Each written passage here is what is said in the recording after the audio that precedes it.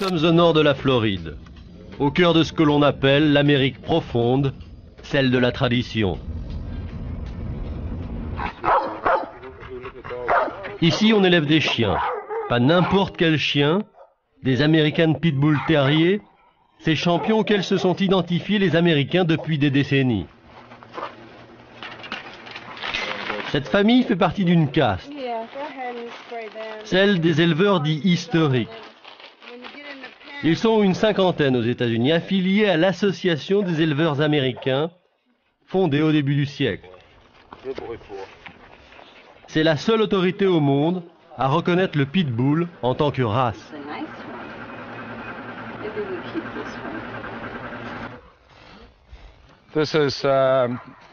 Voici la championne, Ladybug.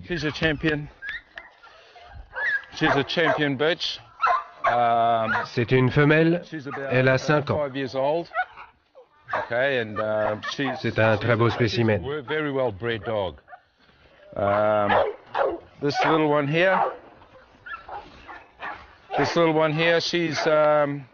L'autre de ce côté a 16 mois.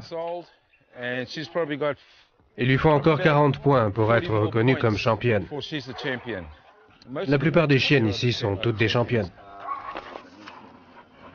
Ces chiens sont primés dans des concours de beauté. Pourtant, au début du 19e siècle, ce chien n'était qu'un bâtard, utilisé dans des combats contre des taureaux. Les combats seront interdits en 1835, alors les organisateurs remplaceront les taureaux par des rats plus discrets. À l'origine, tout vient de 2 fermiers irlandais dont les chiens se battaient. Ces fermiers les ont fait se reproduire sans se soucier de savoir si c'était des molosses, des bulldogs ou des terriers. Simplement, ces chiens se battaient et ce qui comptait, c'était justement d'avoir plus de chiens qui pouvaient combattre. Tout ça s'est fait au départ un peu par hasard jusqu'à ce qu'un type de chien soit défini. À cette époque, on a trouvé ce type de chien en Amérique et c'est là qu'il est devenu une race à part entière. Dans les années 1850, la misère et la faim vont pousser des dizaines de milliers d'Anglais, d'Irlandais et d'Écossais vers une nouvelle terre promise, l'Amérique. Les chiens seront du voyage. Avec leurs chiens, les pionniers vont bientôt coloniser le pays, mais l'exode ne mettra pas fin à la tradition. Les combats vont se poursuivre, non plus contre des taureaux ou contre des rats, mais entre chiens cette fois. L'animal devient rapidement populaire et incarne LE chien américain par excellence, brave et courageux à l'image des pionniers. Durant la Première Guerre mondiale, le pitbull devient le symbole des États-Unis, Charlie Chaplin en possède un, le président Roosevelt aussi. Dans les années 30, cet engouement touche le grand public, mais le nom de pitbull étant trop associé à l'idée de combat, il change de nom et se transforme en American Staffordshire ou Amstaff. Vous voyez celle-ci, je pense qu'elle est la meilleure représentante de la race. Elle a 14 mois et devra encore un peu se développer. L'angle de son épaule est presque parfait et l'inclinaison de son cou aussi est parfaite. Elle a une dentition idéale. Regardez ses dents, elles sont bien alignées. Et les canines se croisent bien. Les incisives aussi sont parfaitement alignées.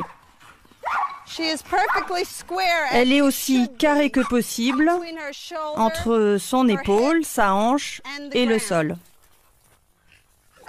Je crois que la qualité la plus importante chez un pitbull, c'est une carrure parfaite.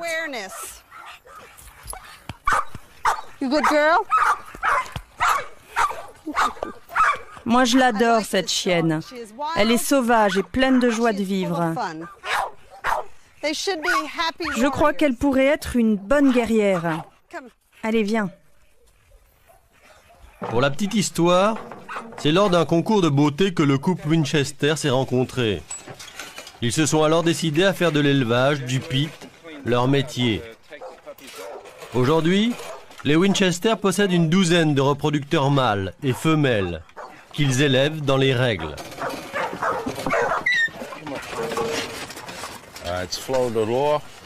Selon la loi, on ne peut pas les vendre s'ils ont moins de 8 semaines. Il faut qu'ils aient tous leurs vaccins, leurs certificats médicaux. Un chiot se vend $500. Les acheteurs viennent de tout le pays, de l'Ohio à la Californie, en passant par le Texas.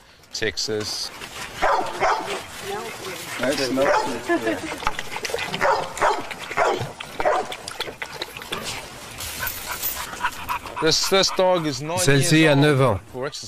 Pour s'entraîner, elle creuse des trous.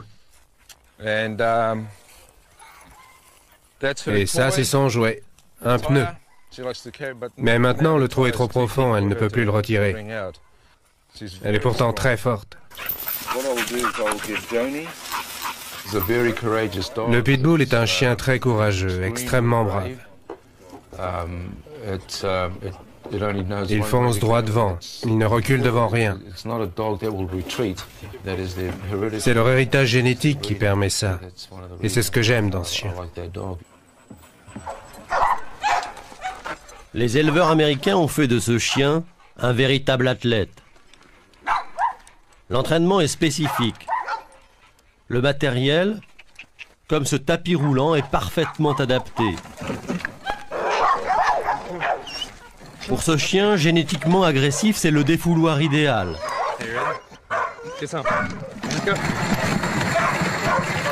Il devient ainsi un bon champion, fort et endurant.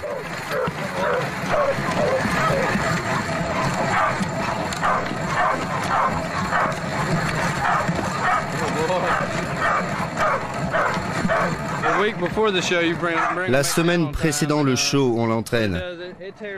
Ça permet d'étirer ses muscles et de le gonfler, un peu à la manière d'un culturiste. Vas-y, vas-y, t'es un bon chien. Vous savez, on le laisse courir à son rythme, tant qu'il peut, et quand il est fatigué, on arrête. Il ne faut pas le forcer, sinon son cœur pourrait lâcher. Allez, vas-y.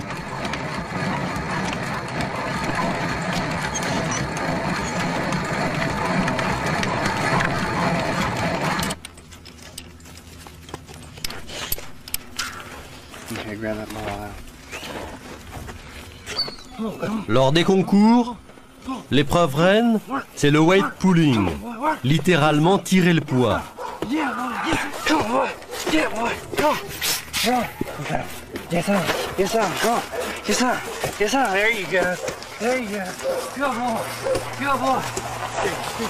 Le record du monde établi dernièrement en Nouvelle-Zélande avoisine les 1100 kilos.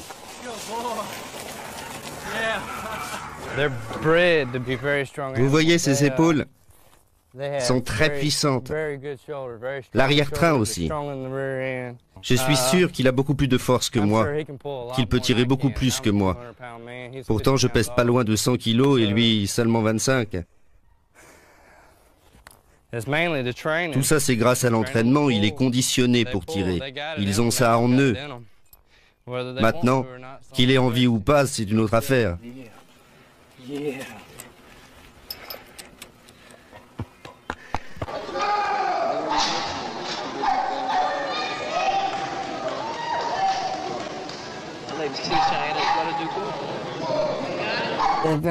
Ils sont très très forts et très bien conditionnés mentalement. Ce qu'ils aiment, c'est aller de l'avant, c'est dans leur nature.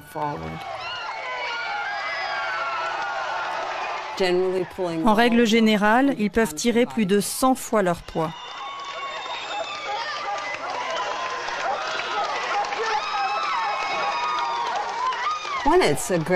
Vous savez, les démonstrations de chiens, c'est un vrai moment de bonheur.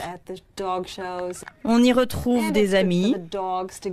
C'est bon pour le chien de sortir, de représenter l'élevage et aussi de montrer aux gens à quoi doit ressembler un vrai pitbull.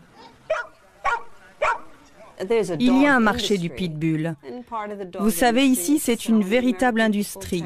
Et une grande partie de cette industrie est d'ailleurs consacrée à l'American Pitbull Terrier et ses dérivés.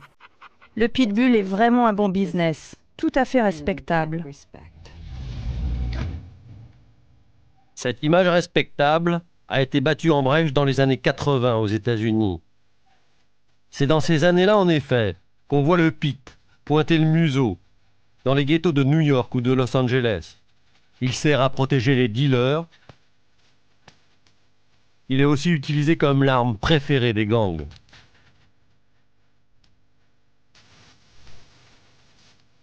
Et c'est ce pit, symbole de peur, qui va débarquer au même moment en Europe.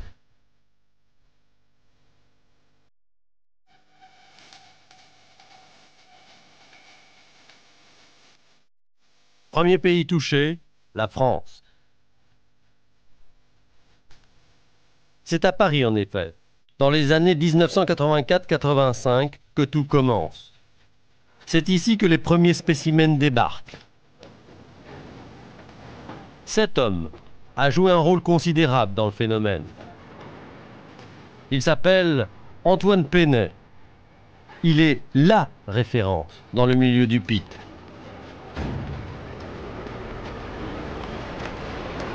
Mon premier voyage, je devais avoir 17 ans et demi, 18 ans. J'ai acheté ma première chienne. Après, je suis revenu aux États-Unis au cours de multiples voyages. J'ai acheté un chien qui est devenu assez fameux en France, Bud. J'ai démarré presque en dernier. Il y avait 3 gros éleveurs avant moi. Mais ils fonctionnaient sur des vieilles bases, c'est-à-dire ils ont un chien, ils le reproduisent à outrance, ils font un peu n'importe quoi, donc ils perdent le label un peu exotique. Moi, pendant ce temps-là, j'allais aux États-Unis, je connaissais des éleveurs.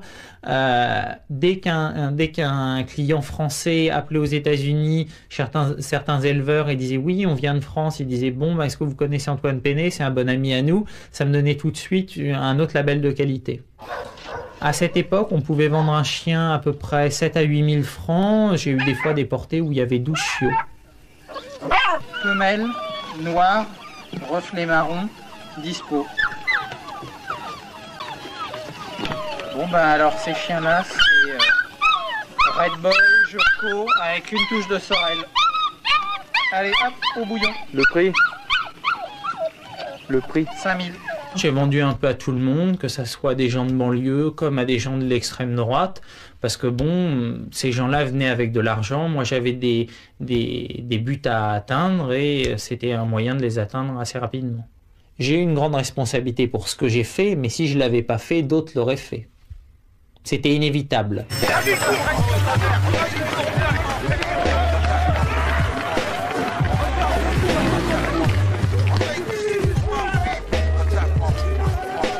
Chien des ghettos et du rap, le pitbull est vite assimilé au modèle américain, la mode est lancée. On voit même des lignes de vêtements dédiées à ce chien, devenu en quelques années une vraie star. En France, les grandes villes vont être littéralement envahies par les pits. Ça fait très longtemps que je les ai. Moi, elle a 7 ans et le mâle que j'ai dans la voiture, il doit avoir 11 ans. Donc quand j'en ai eu, personne ne savait trop bien ce que c'était, quoi. Les gens pensaient que c'était un boxer, un bâtard, donc j'avais pas le moindre problème. Aujourd'hui, quand je marche avec mon chien, j'ai l'impression que je marche avec un crocodile, c'est-à-dire que j'ai des gens qui s'écartent de 10 mètres.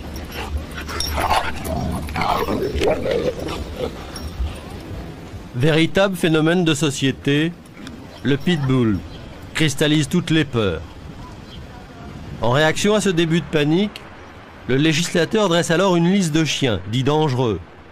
Objectif, empêcher la reproduction d'une dizaine de races. C'est important. Aux couleurs, j'ai plusieurs couleurs. J'ai roux et blanc. Aujourd'hui, pourtant, le pitbull et ses dérivés sont toujours en vente libre. Actuellement, c'est 50% de vente sur l'American Staffordshire, Rottweiler et le Bull Terrier. American Staffordshire, 2 mois et demi, ça se négocie aux alentours de 3 500 francs.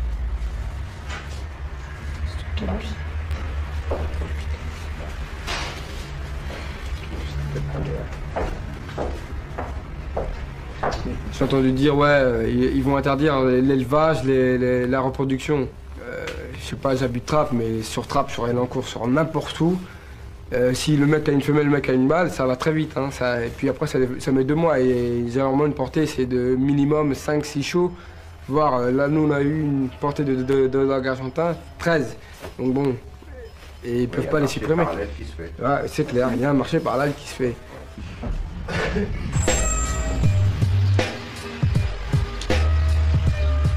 Cible principale de ce marché, les banlieues, où se développe tout un commerce clandestin. Je sais pas, mais c'est comme une mode, c'est une marque. C'est pour les jeunes. C'est pas comme un caniche, parce que nous on a besoin d'un chien qui soit fort, qui nous représente, qui soit un modèle. Ce chien, je l'ai payé 8500 francs. Ça demande quand même de l'investissement pour un chien. Oh ouais, mais quand on aime, on compte pas, on dit. C'est comme un garde du corps, quoi, si vous voulez. C'est un ami, il vous trahira jamais, et il sera toujours là pour vous, et vous, il faut toujours être là pour lui aussi, quoi. En fait, c'est ça, quoi, qu'on ressent. Enfin, moi, mon chien, c'est comme un frère, quoi, pour moi. C'est comme un dieu.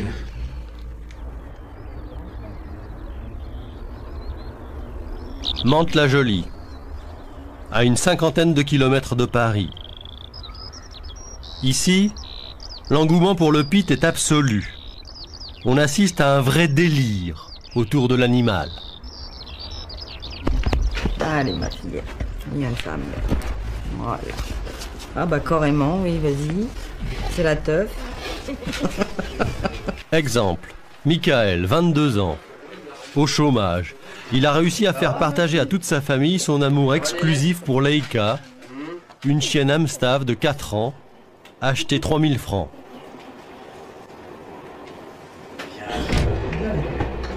Aujourd'hui, Michael n'envisage pas de vivre sans Leica. Retour sur les origines d'une passion.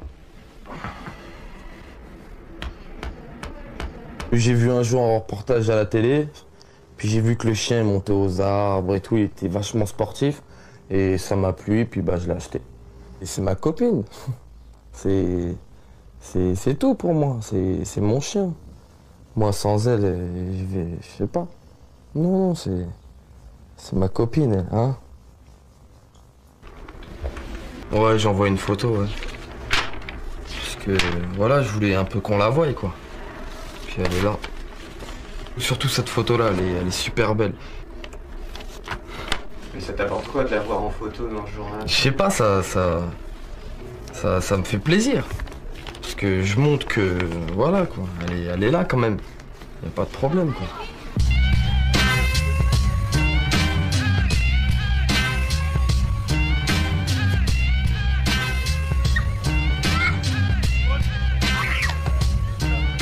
Allez, bon, putain, moi je dis. Bon. Va là-bas, toi. Pour Michael, chaque samedi est un rituel immuable. C'est ce jour-là, en effet, qu'il retrouve un groupe d'amis qui, tous, ont la passion des chiens réputés dangereux. Amateurs de Rottweiler, d'Amstaff ou de Dog de Bordeaux. On est un peu tous pareils, puisqu'on a tous le même genre de chien, donc c'est sûr qu'il n'y a pas le mec avec son caniche, il viendrait pas avec nous. Parmi tous ces chiens-là. On les fait courir, on les fait sauter, on les fait grimper, on les fait nager, on les fait jouer, on est là, quoi.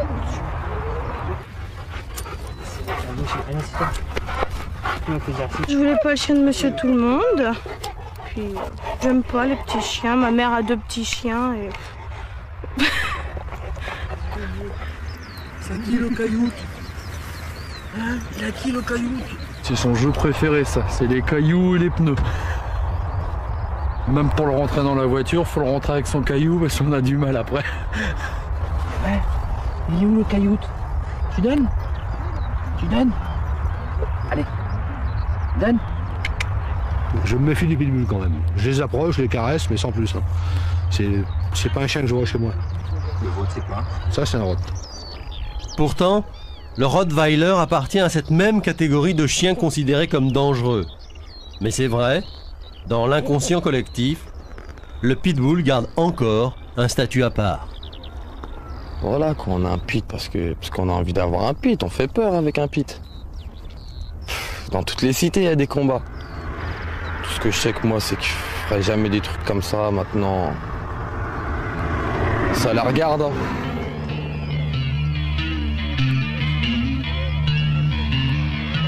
Les combats sont bien entendu interdits en France.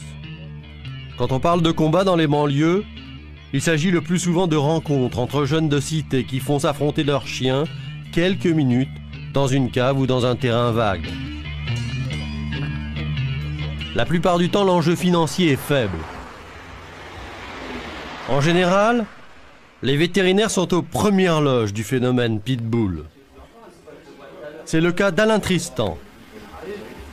C'est le fils de qui, lui Leimer. Oh, il fait. Sur la vingtaine de consultations journalières, un bon quart concerne les pitbulls, dogs argentins et autres boules terriers. Faire un injectable, ça ira plus vite. Hein. Tiens, tu lui tiens la tête parce que...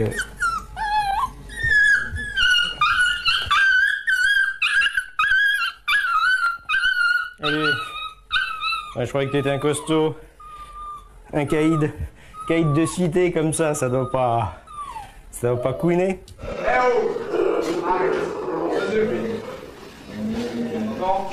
Arrête. Ce sont des animaux qui attaquent facilement et qui lâchent difficilement prise. Bon, il faut reconnaître aussi que souvent les propriétaires aiment bien exciter les chiens pour les éprouver, pour les tester un petit peu. Donc il y a des rudiments, des débuts de combat qui s'organisent. Mais bon, ils testent leur animal en fait. Bon, des combats qui évoluent d'une façon complète, bon, j'en ai jamais vu, mais j'ai vu des chiens arriver ici dans un état relativement catastrophique. Nathalie Martinet connaît bien la question. 2 secondes, tu veux ma fille? Elle a créé en 93 un mouvement de défense pour lutter contre la mauvaise image du pitbull. Il n'y a pas d'aficionados dans les cités de combat de chiens, hein. Ça c'est de la flambe, c'est de la frime, c'est rien d'autre que ça. Et il y a ceux qui font ça dans la clandestinité, qui font pas de bruit, comme Penet et ses acolytes, quoi. Et puis eux, par contre, là oui, il y a... là c'est le pouvoir de l'argent. Antoine Penet, la personnalité la plus controversée du milieu pitbull. Il est aujourd'hui mis en accusation.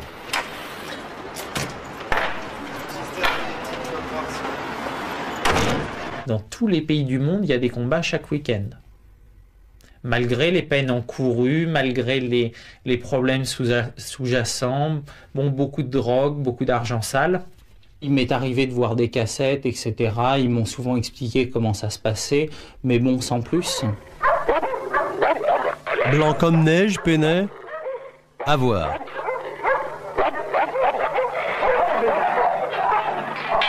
C'est ce type de combat, en effet, qu'Antoine Penet est suspecté d'avoir mis sur pied.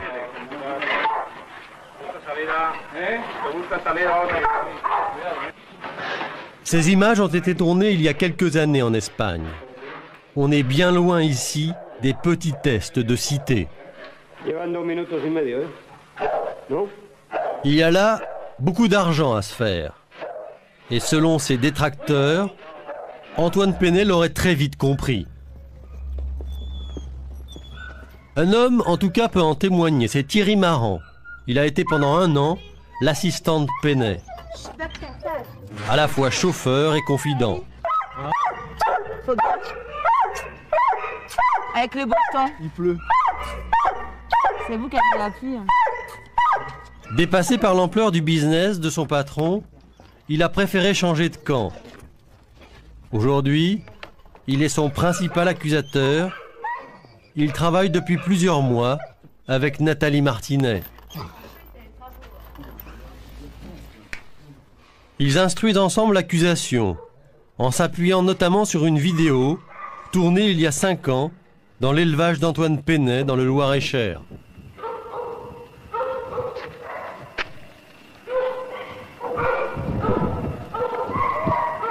Une fois où on est arrivé, là ça se passait derrière. Là. Là, on a vu tout de suite poteau rose, quoi. Et ils étaient tous les deux derrière la grange, en train de regarder deux chiens se battre. Quand ils nous ont vus, ils s'est séparés et ils ont rentré dans des cages. Après, je suis allé dans la grange, j'avais du sang sur les murs. J'ai compris qu'il avait fait d'autres combats avant qu'on arrive. J'ai décidé de ne pas laisser ça là. Puis bon, après, on a averti la police, quoi. C'est à partir de là que les menaces ont commencé, quoi. Entre les deux hommes, la belle amitié a laissé place à la haine. Plusieurs fois menacé, Thierry Marant a dû déménager à 4 reprises. Aujourd'hui encore, sa vie est un cauchemar. Pour ces gens-là, le pitbull, c'est un guerrier. C'est le destructeur de chiens. Il y a tout un état d'esprit malsain là-dedans. C'est une sorte de transfert. Moi, je le vois comme ça. Je veux dire, ces mecs-là, ils sont malades, quoi. Ils parlent de leurs chiens comme si c'était eux. Quand on entend dire la plus belle mort pour un pitbull, c'est au combat. Mon chien, c'est un samouraï. Il mourra comme un samouraï. Faut être cinglé, quoi. C'est tout un tas de types avec le même profil, avec les mêmes idées, tout à fait français, tout à fait blanc, pas du tout d'origine maghrébine, qui parlent très bien à la télé, qui sont très polis, très courtois, et puis qui ont une double personnalité. Je veux dire, ils cachent très bien leur jeu. La police aussi poursuit Penet. D'ailleurs, au moment où nous avons tourné cette séquence, le jugement était imminent. Il y a un procès bientôt en novembre. D'ailleurs, je vais vous donner la date exacte du procès. Vous savez que c'est un dossier qu'on suit particulièrement, évidemment. Alors, je peux voir que là, il passe le 15 novembre, justement. Alors, vous voyez déjà l'épaisseur l'épaisseur du dossier, Penet, bien connu de nos services de police. Déjà, vous voyez, il y a déjà tout ça. Et donc, il passera le 15 novembre, à la cour d'appel, à la 13e chambre. On voit délai de recours. Dans ce service spécialisé, on connaît les 3 ou 4 réseaux, organisateurs de combats clandestins, auxquels appartiendrait le réseau de Penet. La condamnation pour commerce clandestin n'a pas suffi. On l'a retrouvé après en train de faire des combats donc dans une ferme. Il a été condamné d'ailleurs en correctionnel pour ça. Donc ça continue. C'est un peu plus discret quand même, en ce sens que les combats n'ont sûrement plus lieu en France maintenant, mais plus en Europe, je pense.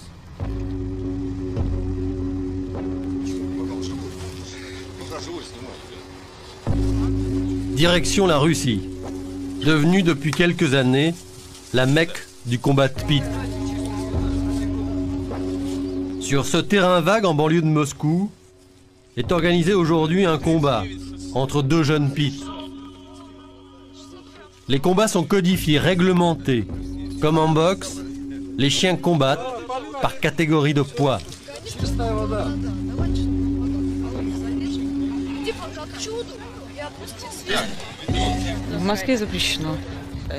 À Moscou, les combats sont interdits.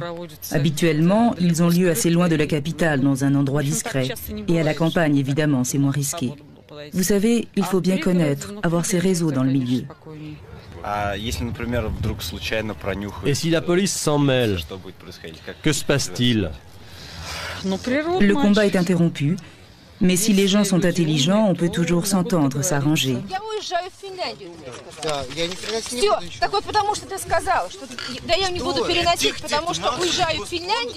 Tout est prévu dans le combat. Le contrat, engageant les participants, le juge arbitre, mais aussi les clauses permettant d'annuler le combat en échange d'un dédommagement.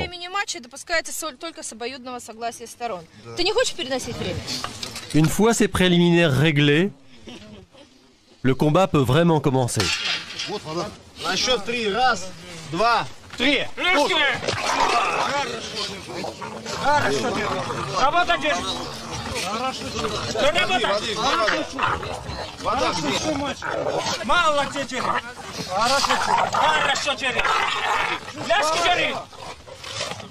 Работай, Джерри! Молодец, Джерри! Работай! Ляжки, Джерри! Пускай держит. Хорошо, молодец! Работай, Джерри! Молодец, Джерри! Вот белые собачки. Работай, Джерри! Есть желание? Джери, Лёшка, Джери. Сына, молодец. Лёшка, Джери. Молодец, Джери. Работа, Джери. Хорошо. En Russie, les choses sont claires. Lorsqu'on possède un pitbull, c'est pour le faire combattre.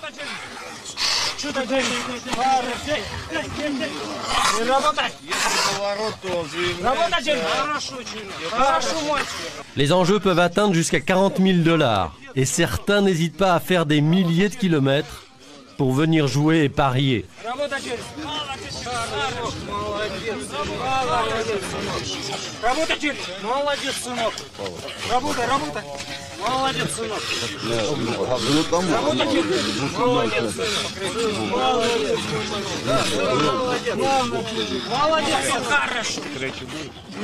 Le duel se déroule au meilleur des 3 rounds.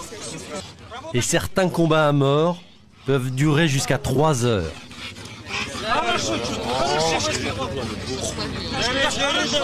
Dans certains combats comme ici, il est possible d'arrêter l'affrontement avant la fin du temps réglementaire. C'est ce que fait Gena, le propriétaire du chien qui est pour son protégé.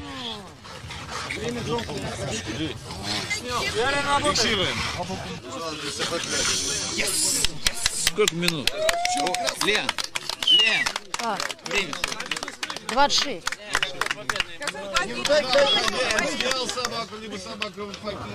Все, по одной барашке, короче. Лёх.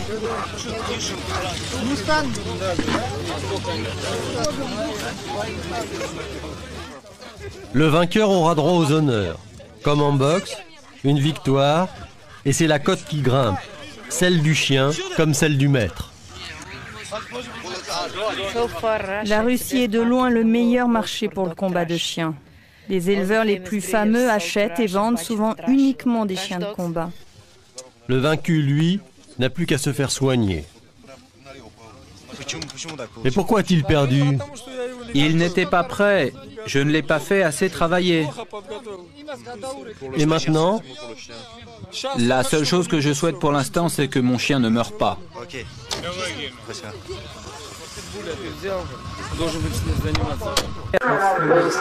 Entre les combats, leur passe-temps favori est de visionner des cassettes de leurs champions.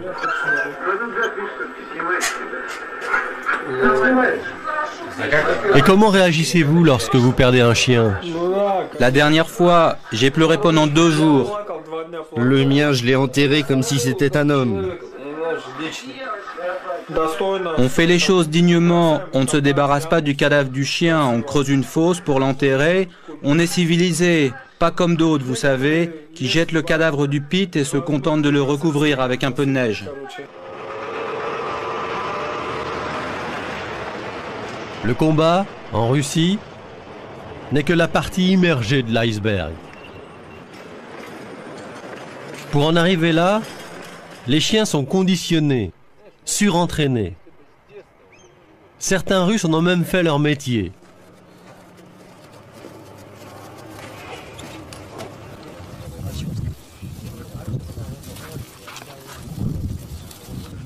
C'est le cas de Vadim Morozov.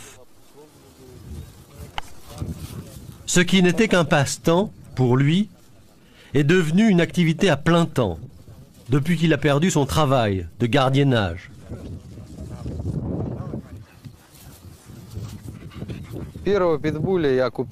J'ai acheté mon premier pitbull il y a 6 ans. J'avais lu une petite annonce dans un journal qui disait « Si vous n'avez pas de revolver, alors achetez un pitbull terrier ». À l'époque, j'avais un boxer. Cette annonce m'a intrigué et c'est comme ça que j'ai acheté ce chien. Et peu à peu, j'ai commencé à m'intéresser à cette race. J'ai acheté des livres, des revues spécialisées, et puis ça m'a donné envie d'en avoir un second et de l'entraîner au combat. J'ai acheté un deuxième chien qui a gagné son premier combat il y a 2 ans et demi. Secondé par son frère, Vadim a passé la vitesse supérieure il y a 2 ans. Il possède aujourd'hui 5 chiens parfaitement formatés pour tuer. Première étape, le tapis roulant. La préparation dure 2 à 3 mois. Des cocktails à base de produits dopants et d'anabolisants vendus sous le manteau à Moscou sont injectés aux chiens. Cet entraînement quotidien se fait, dit-on, sous contrôle médical.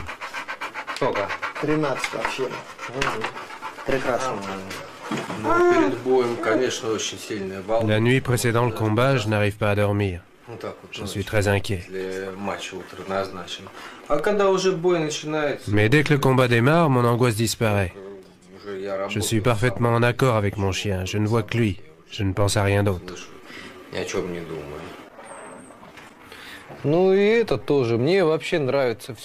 Tout me plaît dans le combat. Organiser la vie et l'entraînement de mon chien, c'est-à-dire le former à ma façon, le modeler pour arriver à en faire un champion. Et cela grâce à mon seul travail.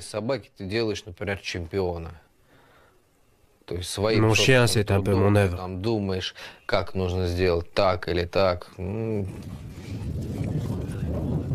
Deuxième étape dans cet entraînement, c'est le premier test.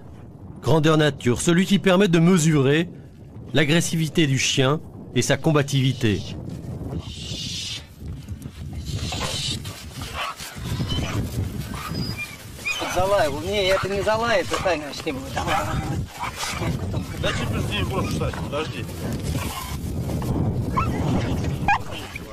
Ça ne marche pas à tous les coups.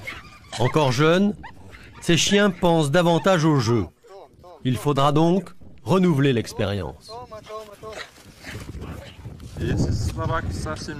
S'il ne veut pas se battre, que faites-vous? Si c'est un jeune chien, on attend. On continue à le faire travailler. Mais si c'est un chien de 2 ans, alors on se débarrasse. Vous le vendez? Non. On le tue. Il ne faut pas le garder, sinon il se reproduit. Et les mauvais chiens, ça sert à rien. Retour à Moscou. Dans leurs 15 mètres carrés, Ludmila et Valérie ont aménagé une cellule d'entraînement de fortune. Ils ont déboursé 250 $ pour le fameux tapis. Un gros investissement en ces temps de crise économique.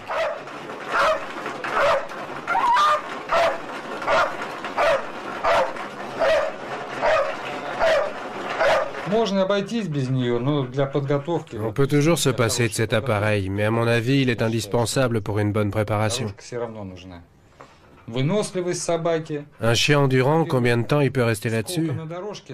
En tout cas, plus que n'importe quel être humain. Vous savez que pour passer le test des chiens de combat, l'animal doit combattre plus de 30 minutes. On peut se demander quel homme tiendra autant. Valérie est réparateur télé. Sa femme, ancienne éducatrice de chiens de police. Le couple consacre une grande partie de son temps et de ses revenus à sa passion. Chez nous, les chiens, ça se vend et ça s'achète cher. On a eu par exemple un chien qui est devenu champion. Combien le type en demande maintenant? 800 $, c'est ça?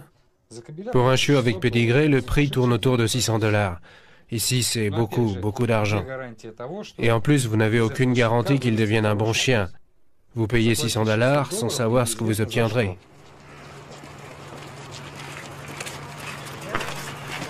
Garder dans son appartement des chiens de la trempe d'un pitbull pose problème. Valérie et Ludmila sont devenus de véritables esclaves de leurs bêtes. Chaque jour, ils doivent entraîner l'animal dans un bois proche.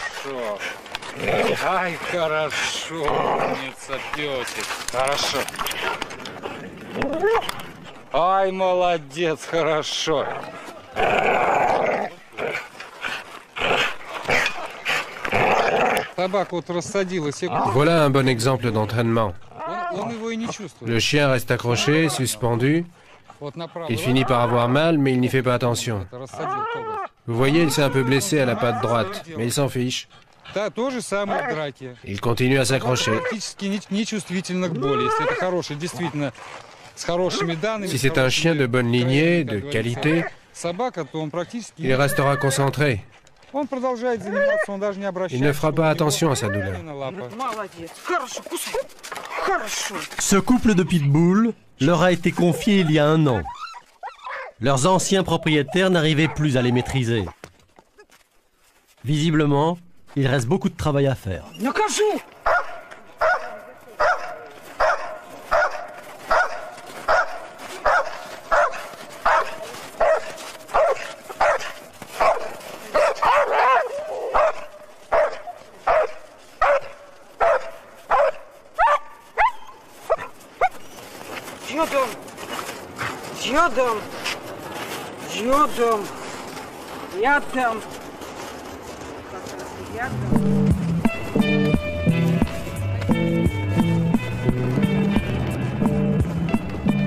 À l'occasion, Ludmila est aussi juge de combat. Aujourd'hui, elle va arbitrer un combat test. La 3e étape de l'entraînement. L'ultime répétition avant le premier vrai combat, prévu lui dans quelques semaines.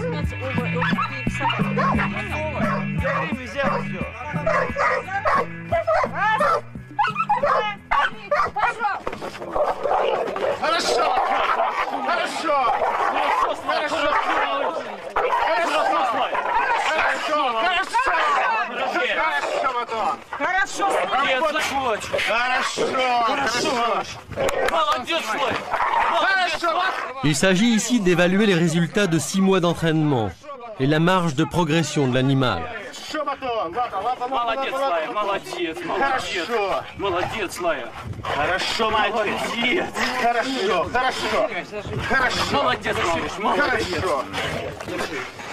Une fois le duel engagé, la seule façon de séparer les adversaires est d'utiliser un court bâton que l'on glisse dans la gueule du chien pour qu'il desserre l'étau.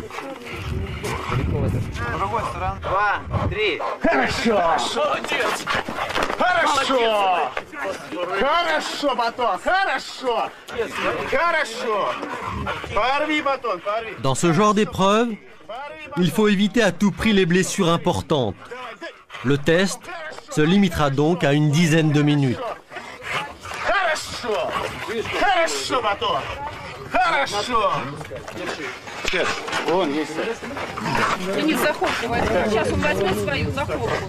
Des siècles de croisement ont façonné la haine. Malgré la défaite, ce chien veut encore se battre.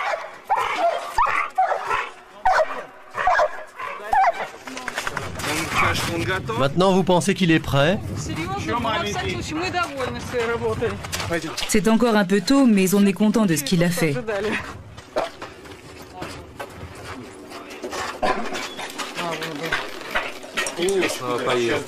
Après le combat, l'animal accuse le coup. Un peu de lait et surtout un cocktail d'antitétanique et de vitamines vont l'aider à se remettre.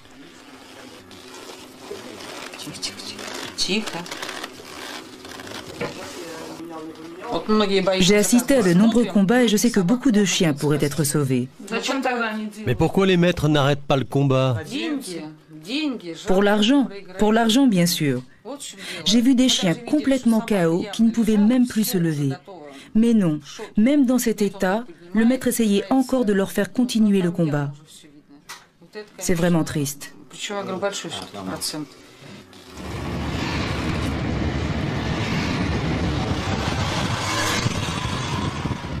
En Russie, beaucoup ont espéré faire fortune dans ce nouveau commerce. Et beaucoup ont dû déchanter. C'est le cas d'Alexis, qui depuis plusieurs semaines se rend régulièrement au marché aux animaux pour tenter de vendre sa portée.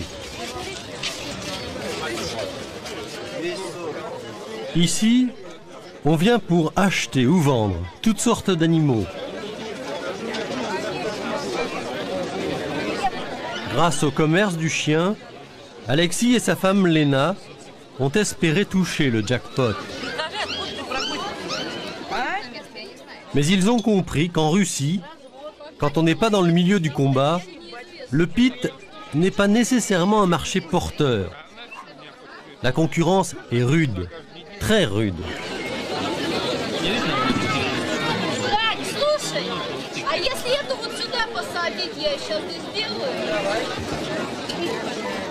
Pour arriver à vendre son chien, il faut se renseigner. Prendre la température du marché, car les prix varient d'une semaine à l'autre.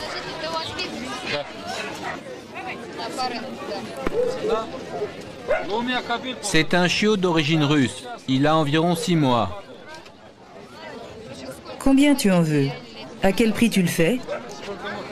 Je demande 800 $, mais combien je vais vraiment en tirer, ça j'en sais rien.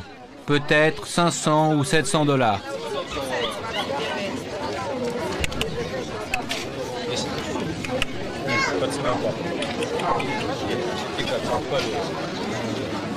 Dans une conjoncture difficile, les propriétaires doivent vanter les qualités du produit.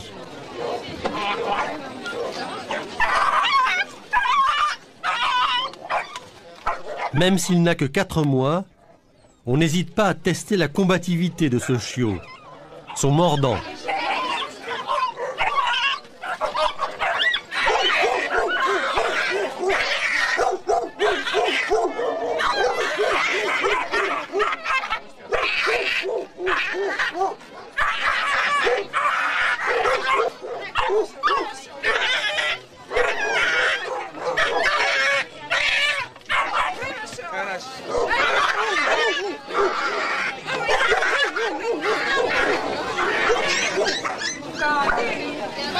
Ils sont très jeunes, ils ne savent pas encore se battre. Il n'a encore rien prouvé. C'est la première fois qu'on le teste. Il faut encore le former et l'entraîner. Et vous trouvez que ça lui fait du bien, ce genre de test? Bien sûr que ça lui fait du bien. C'est important. Comment pourrait-il avoir le goût du combat s'il ne commence pas? Un chien doit se battre constamment. Plus il aura d'expérience, plus il sera fort.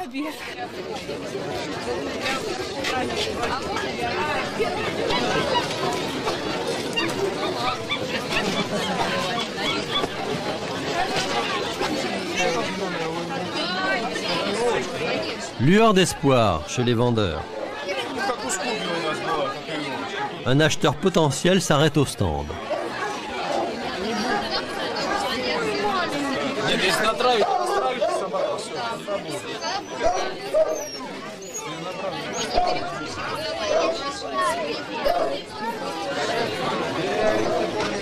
Les 200 $ demandés seraient les bienvenus pour Alexei.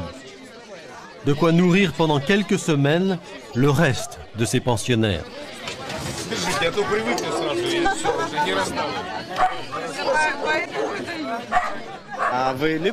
Le combat, ça vous intéresse? Non, non. Une fois, je suis allé voir un combat avec mon pékinois. Il voulait se battre contre un pit. C'était un vrai cirque. Un pitbull, vous n'avez pas peur pour votre fille? Non, vous savez, on a déjà un Rottweiler à la maison.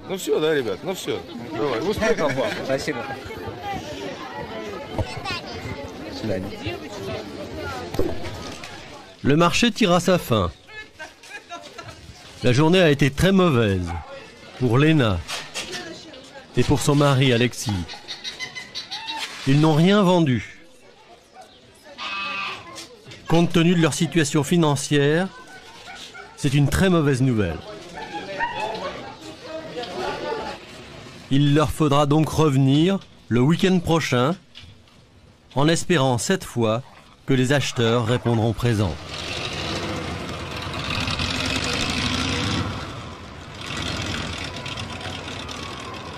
De retour à la maison, il faut à nouveau gérer une cage chenille, bricolée avec quelques planches et qui occupe à elle seule le tiers de l'appartement.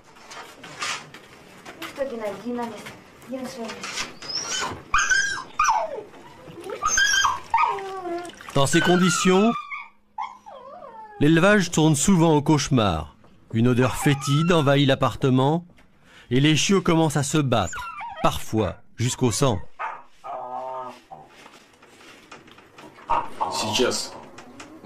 Pour l'instant, nous avons 2 chiens adultes. Et comme vous voyez, les conditions ne sont pas idéales pour en avoir d'autres. Et puis, très honnêtement, j'en ai assez. J'en ai vraiment ras-le-bol. Beaucoup présentent la Russie comme le nouvel Eldorado du pitbull. En fait, elle s'apparente davantage à un mirage. Mirage pour tous ceux qui espéraient faire commerce de ce chien comme simple animal de compagnie.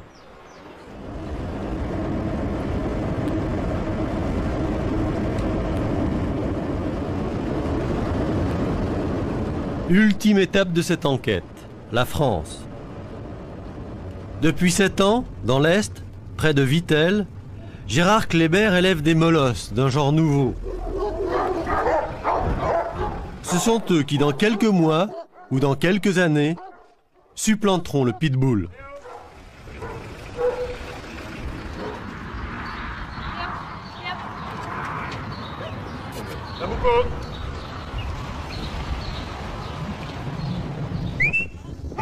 Béjas. Donc ça, c'est des grosses bêtes. En moyenne, un mâle fait 70 kg pour 75 cm au garrot. Un beau mâle. Allez. Nietzsche, allez. Oui, très obéissant.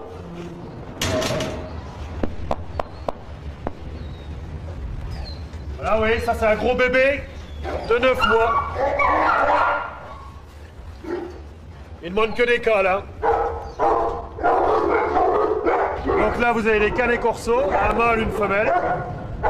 Le mâle Négus est champion de France, 98. Canet Corso qui vient d'arriver en France il n'y a pas longtemps, hein, qui vient d'être reconnu en 97. Bull Mastiff, molosse gentil, chien de dissuasion, qui dans le temps était utilisé pour ses capacités physiques, pour lutter contre les braconniers ou garder les mines de diamants en Afrique du Sud.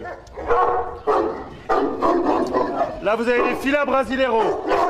Ancien chasseur d'esclaves puis chien anti-émeute, au Brésil, ce chien est aujourd'hui utilisé dans les prisons. C'est l'un des chiens les plus dangereux du monde. Je cherche le chien incorruptible. Le gardien idéal. Gentil avec sa famille et dur avec les étrangers. C'est un bon chien de famille. Il faut les laisser se hiérarchiser ensemble, hein, faire imposer leurs règles à eux deux, et puis surveiller pour intervenir au cas où ça va trop loin. Nous, on a un commerce et ça serait pour la garde du commerce. Quoi. Pour la garde de votre commerce ? La garde la nuit, quoi. C'est pour la dissuasion, en fait, pas pour qu'ils mordent, mais pour la dissuasion. Si le gars se promène en ville avec un chien qui bouffe tout le monde et qu'il agresse quelqu'un comme ça bêtement, c'est pas le chien responsable, c'est le gars qui a le chien au bout de la laisse. Donc quand on prend un chien de garde, on le gère. Hein. C'est comme un gars qui va à la chasse, qui a un fusil, il va pas se raballer en ville avec et puis tirer à tout bout de champ. Il fait attention à ce qu'il a. Quoi qu'il en soit, ces nouvelles stars ont déjà leurs fans. Et nul doute que le marché suivra. Il ne faut pas les toucher, ils ne sont pas vaccinés. D'accord. Et au niveau du tarif pour les bulles ou le can ? Bull Mastiff 7000, Canet 7000 aussi. C'est le même prix. D'accord. Si vous êtes intéressé, bon, ceux-là vont être disponibles dans un mois à peu près. Donc il faudra venir avant, quoi. Parce que dans 2 mois, si ça va bien, tout est vendu. Hein.